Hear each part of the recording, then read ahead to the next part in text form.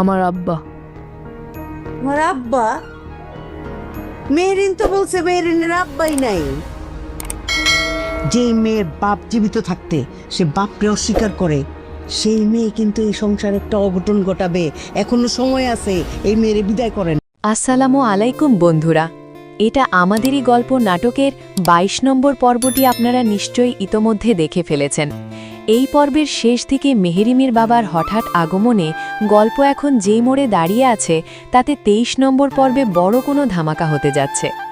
আজকের ভিডিওতে আমরা কথা বলবো ২৩ নম্বর পর্বে আসলে কি কি ঘটতে পারে, তাই ভিডিওটি ১ সেকেন্ডও মিস না করে শেষ পর্যন্ত দেখুন।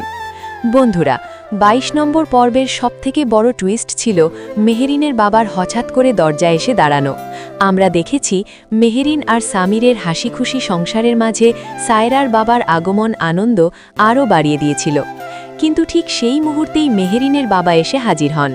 ২৩ নম্বর পর্বে আমরা দেখব আসল ঝামেলা এখান থেকেই শুরু হবে। মেহেরিন কেন সবার কাছে মিথ্যে বলেছিল যে তার বাবা নেই? এই নিয়ে সামিরের বাড়িতে এক এলাহি কাণ্ড শুরু হয়ে যাবে। মেহেরিনের শাশুড়ি মেহেরিনের এই মিথ্যে বলাটা কোনোভাবেই মেনে নিতে পারবেন না, এমনকি তিনি এই অপরাধে মেহেরিনকে বাড়ি থেকে বের করে দেওয়ার সিদ্ধান্তও নিতে পারেন।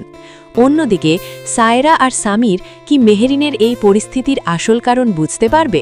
মেহেরিন কেন তার জীবিত বাবাকে মৃত বলে পরিচয় দিয়েছিল, সেই রহস্য কি ২৩ নম্বর পর্বে উন্মোচিত হবে?